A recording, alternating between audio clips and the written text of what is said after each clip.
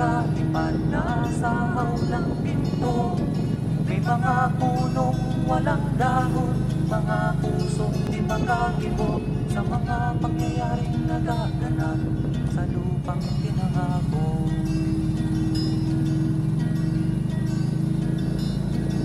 Mula nang makita ko ang lupang ito, nakita mo rin ang munting apoy sa puso ng tao. Hinatungan ng mga kabulukan hanggang sa lumago.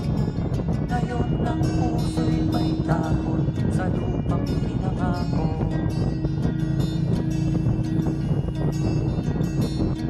Lapit mga kaibigan at makinig kayo.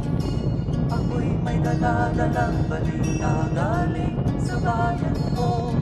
Nais kong ipamahagi ang mga kwento at mga pangyayaring nagaganap sa lupang ipinangako.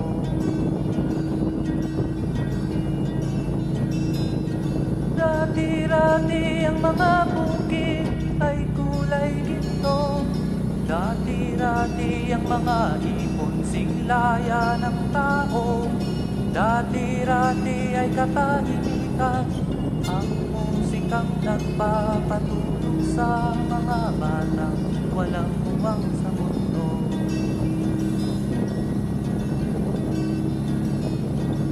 Ngayon ang lupang ipinangako ay nagsusumamo.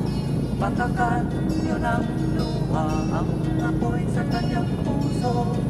Tingin nyo ang mga sigaw ng mga puso ng taong inyong dadangin na bilang sa inyo.